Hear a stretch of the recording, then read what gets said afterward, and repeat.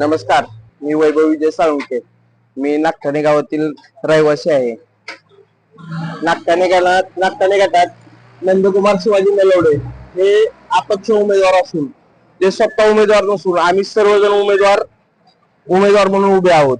तरी सर्व युवकांनी त्यांच्या पाठीशी उभं राहावं व त्यांना प्रचंड बहुमताने निवडून द्यावं अशी आमची कळकळीची विनंती आहे.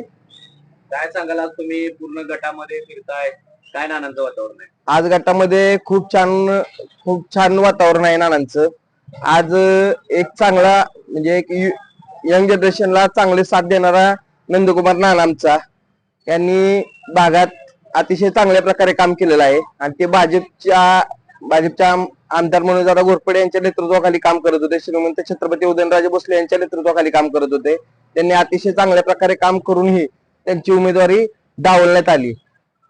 आदल्या दिवशीपर्यंत त्यांची उमेदवारी फायनल होती, दुसऱ्या दिवशी त्यांची उमेदवारी डावलण्यात आली. का झालं, कसं झालं हे काय आता ह्याच्यावर काही म्हणजे चर्चा करण्यात काय अर्थ नाही. पण आम्ही ताकदीनं त्यांच्या पाठीशी उभे राहून त्यांना अपक्ष कबशी या चिन्हावर उभं करून त्याला ताकदीनं निवडून आणू एवढं सांगतो. नागठाणे गटात नानांना युवकांचा प्रतिसाद कसा मिळतोय? नागठाणे गटात युवकांचा प्रतिसाद भरभरून प्रतिसाद आहे नानासनी. युवक पिढी सगळी त्यांच्या पाठीशी उभी आहे.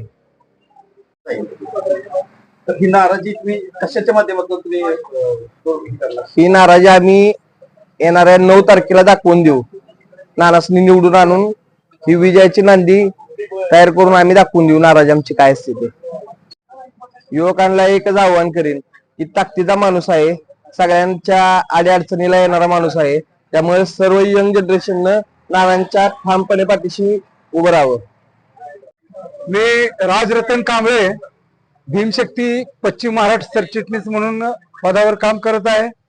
आणि या नागठाणे गटामध्ये जे काय अपक्षाची उमेदवारी नंदकुमार नलवडे यांना मिळालेली आहे आणि त्या उमेदवारीच्या पाठीशी भीमशक्तीची आमची पूर्ण संघटना ठामपणे उभी आहे.